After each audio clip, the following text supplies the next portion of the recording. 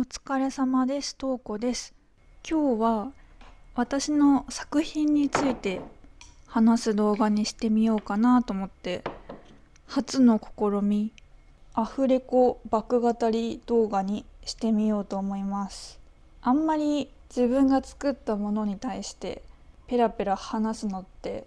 拒否反応を示す方もいらっしゃると思うんですけど、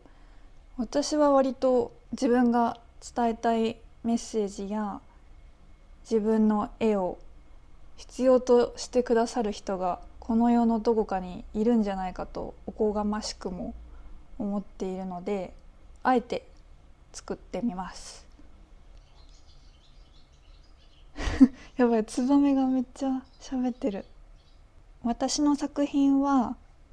私のことを理解してくれてまっすぐ話を聞いてくれる女の子がコンセプトです。イマジナリーフレンドのような存在の女の子たちを描いています。私は10代の頃から自分には価値がないから早く消えた方がいいなと漠然とその気持ちを抱えながら生きてきました。こういうのあんまり人に言ったことなくて、なんかやべえやつって思われたらどうしようって今も発信しながら思うんだけど、でも意外と分かってくれる人がちゃんといて、声に出してみるもんだなって思ったりもしました。昨今自己肯定感っていうワードを耳にすると思うんだけど、私はどちらかというと自己肯定感が低いってよりかは自己否定が強いの方がしっくりきます。自分の存在価値を認められない、そもそも自分っていない方がいいんだよなってつい考えてしまったりとか、たとえ何かを成し遂げたとしても自分の存在を肯定することができない。それに誰かに「いやあなたは素晴らしい人だよ」って言われたとしても「いやいやいや」ってなって受け入れられない。そういうことを言わせてしまった自分ってダメだなっていう結論に陥る思考回路なんです。私がそういう思考回路になった理由としては、やっぱり持って生まれた特性、性格だったり、あとは育った環境も含まれてるとは思います。育った環境といっても私は現に元気いっぱいな大人になってるし、ちゃんと育ててくれたんだけど、やっぱり親同士が喧嘩していたりすると、これって私がいるから発生した喧嘩であって、じゃあ私がいない方が彼らにとっては良かったのではみたいなことを考えるような幼少期でした。あとは親の愚痴を聞く役目を家庭内で自分が担っていた記憶があるので、なんでだろうね、友達の愚痴だったら全然平気なのに家族の愚痴は聞いているとどんどん自分がはけ口として扱われているような感覚がしてしまって、自分のことを大切に扱うことが難しくなっていったんです。私はその自分の気持ちがはっきり分かってから、今まで辛かったことって無意味だったんだなって思ったんです。私が繊細だからダメだったんだって思ったんです。全部こうじゃなかったら私はもっと自分の存在を認められて自分を傷つけることなく生きることができたんじゃないかなってすごく後悔したんです。だけど絵を描いている時だけはそのモヤモヤが作品に消化されていって、辛かったことが経験しなくてもよかったことだったなんていうふうには思わなくなってきました。でもそういうモヤモヤってみんな何かしら抱えているもので、大それたことではないと思うんですね。でもみんな抱えながら頑張って生きてる。私が描く女の子たちはこちらを見つめて話さないんですけど、それは私が私の話を聞いてくれる子が欲しかったとか、自分が消えた方がいいなんて思う必要はないと教えてくれる子が欲しかったから、自分のことをまっすぐ見つめてくれる女の子を自分で生み出していたんだなと気づいたんです。それってつまり、私が生み出した女の子だから、私の理解者はすでに私の中にいたんだっていう、そういうことなんだと思いました。絵の活動を始めてから、目線が合う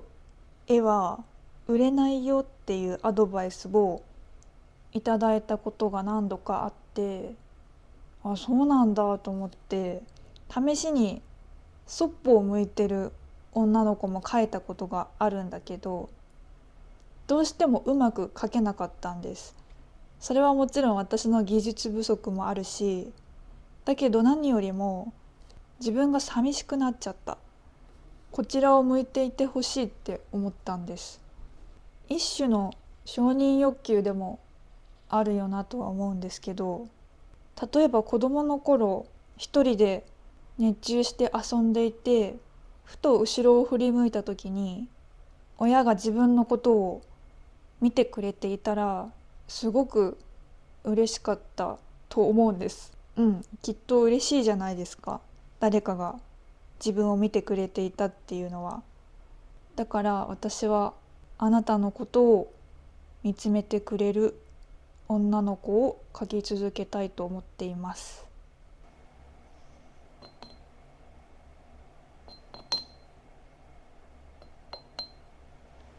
私が青色をよく用いるのには理由があって、青って心を落ち着かせてくれたり、冷静な気持ちになれる心理的な効果があると言われていて、私はそれを自分自身にも、そして私の作品を鑑賞してくださった方にも、そういったリラックスできる心理的効果が与えられたらいいなと思って使ってます。私にとって青って私のことをこの世に引き止めてくれた大切な色なんです。昔一人暮らししてた頃、なぜか近所の街灯の色が青だったの。それで学生の頃に教科書に青色の街灯には人間の気持ちを落ち着かせる作用があって、駅や踏切に設置すると衝動的な気持ちを抑える効果につながるっていうことが書かれていたことを思い出して、その頃の私はもう毎日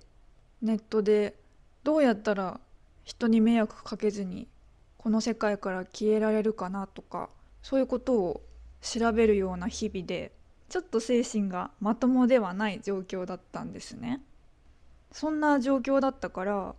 その青色の街灯を見た時に、もしかしたら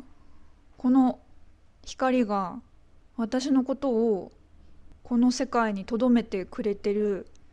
唯一の存在なんじゃないかって思ってたんです。ちょっとスピっぽい話だし、あんまり、一応論文とかも調べてあるって分かったけど、ちょっとはっきり科学的根拠があります絶対になんてことは言えないんだけど、そもそもあの街灯が青い理由も真実は分からないし、でもそれでも藁にもすがる思いというか、この青が私に生きてって言ってるような感覚がしたんですよね。その光が忘れられなくて、自分の作品にもその気持ちを落とし込んで、こういうメッセージが必要な人にまで届いたらいいなと思って活動してます。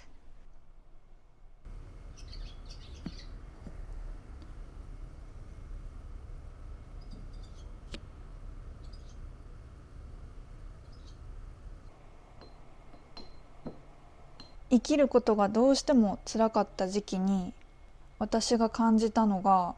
辛いと感じている人に対して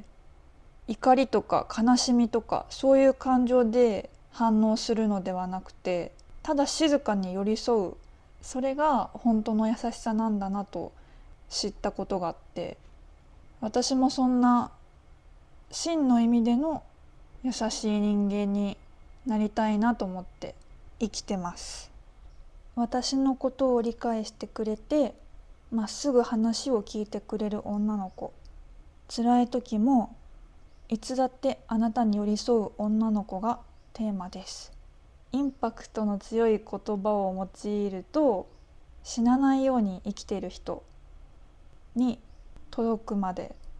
活動をしたいと思ってます。それは自分がそういう人間だからっていうのもあるけど、それこそこの YouTube の活動を始めてから意外と